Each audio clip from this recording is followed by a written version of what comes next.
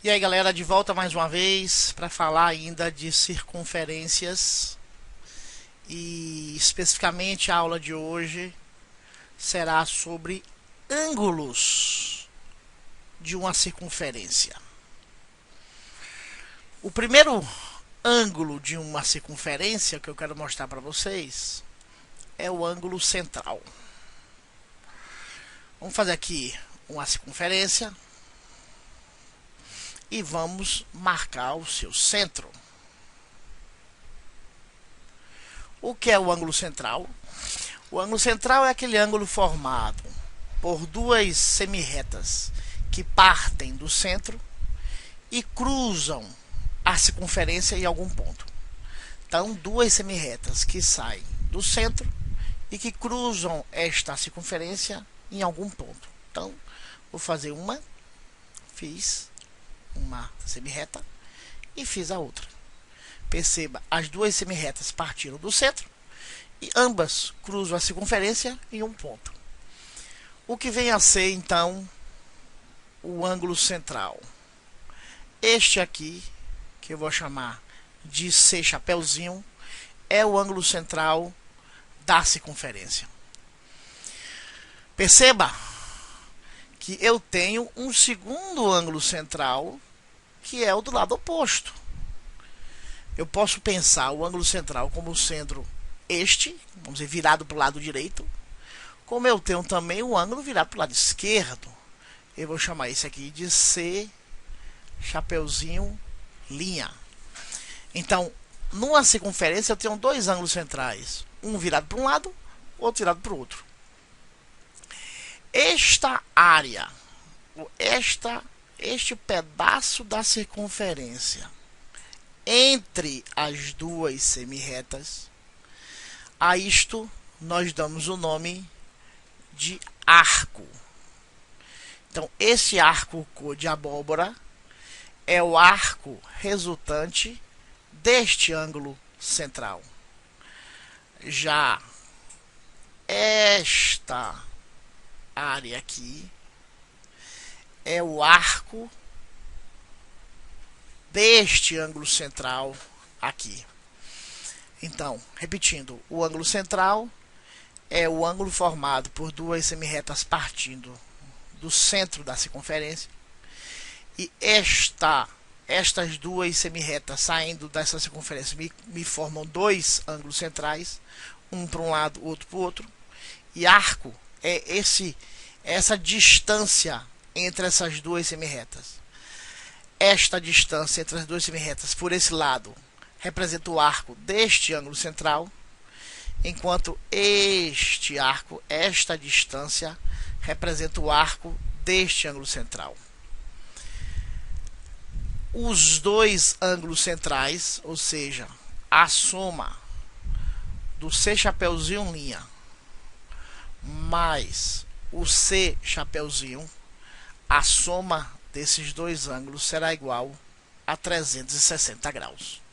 Ou seja, a circunferência possui em sua totalidade um ângulo de 360 graus. Eu tenho ainda um outro ângulo chamado de ângulo inscrito. O que é o ângulo inscrito? Vamos fazer aqui uma circunferência, né? Vamos fazer de conta que foi a circunferência isso aqui, né? E aqui eu vou marcar o centro dessa circunferência.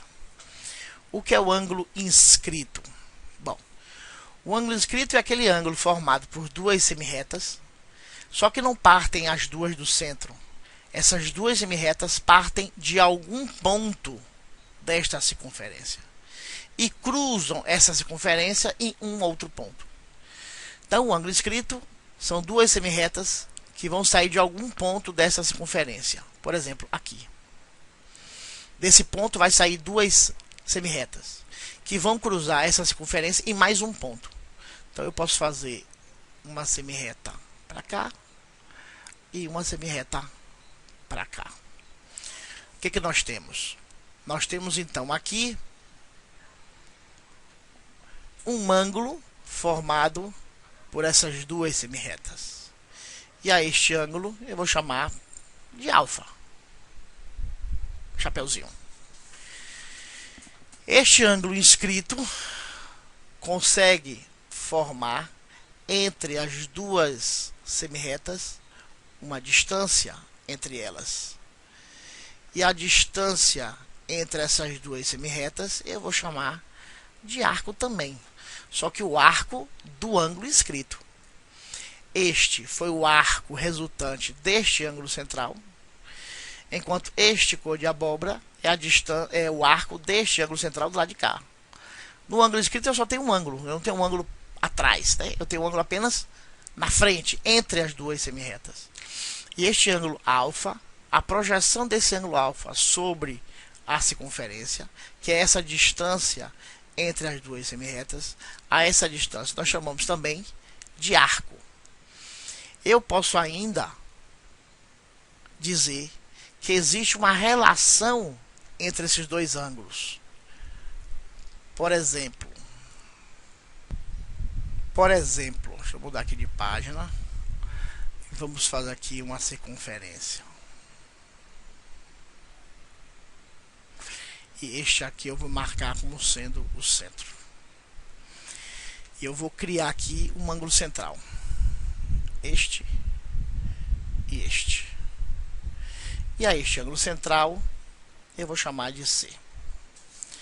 Eu vou agora criar um ângulo inscrito, por exemplo, aqui. E este ângulo inscrito vai ser este. Espera aí. Quero passar exatamente aqui.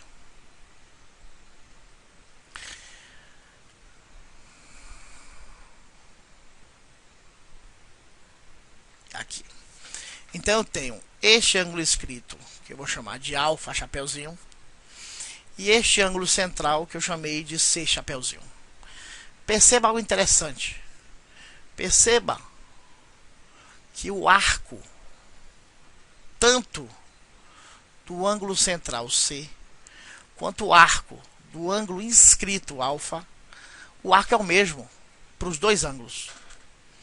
Quando isto ocorre, nós temos uma propriedade que nós podemos agora estabelecer, que é a seguinte: o tamanho do ângulo central será 2 vezes maior do que o do ângulo inscrito. Ou seja, este ângulo azul será 2 vezes maior do que esse ângulo inscrito. Ou, se você preferir, você pode também dizer que o ângulo inscrito será metade do ângulo central.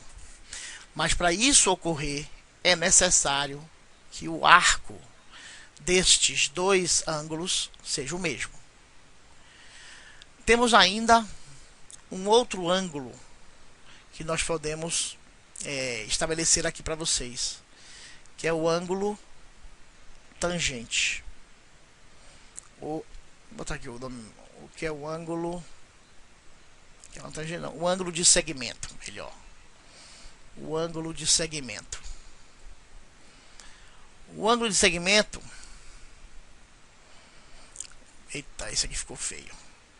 O ângulo de segmento é o ângulo, vou botar aqui o centro. O ângulo de segmento é o ângulo formado por uma tangente a esta circunferência, e desse mesmo ponto de tangente sairá uma semirreta que cruzará essa circunferência em um ponto. Então vou repetir: o ângulo de segmento é aquele ângulo formado por uma semirreta que sai de um ponto que é tangente a esta circunferência, por exemplo, aqui, né? Vou fazer aqui direito melhor, porque aqui está parecendo que ela toca mais de uma vez. Então eu tenho aqui esta semirreta que é tangente à circunferência, e eu farei outra semirreta que tocará essa circunferência uma vez. Pronto. Então o que é que nós temos aqui? Nós temos aqui, vou botar aqui de cor de abóbora mesmo, nós temos aqui então um ângulo que eu vou chamar de alfa, chapeuzinho, E esse ângulo chapeuzinho, esse ângulo alfa chapeuzinho, ângulo de segmento, tem, se a gente olhar aqui, este arco.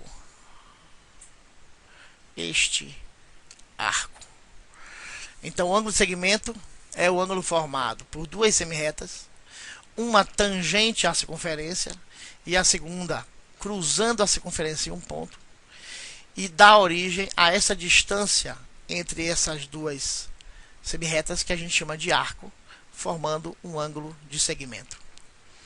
Existe também uma propriedade relacionando esse ângulo de segmento ao ângulo central. Então, vamos fazer aqui, fazer de conta que isso aqui seja uma circunferência. E eu vou fazer aqui agora um ângulo de segmento. Então, vamos fazer aqui agora um ângulo de segmento. Vou fazer ele aqui e para cá. Então, eu tenho um ângulo de segmento, que é este aqui, que eu vou chamar de alfa chapeuzinho. E eu vou agora fazer um ângulo central. Vou fazer esse ângulo central, este ângulo central.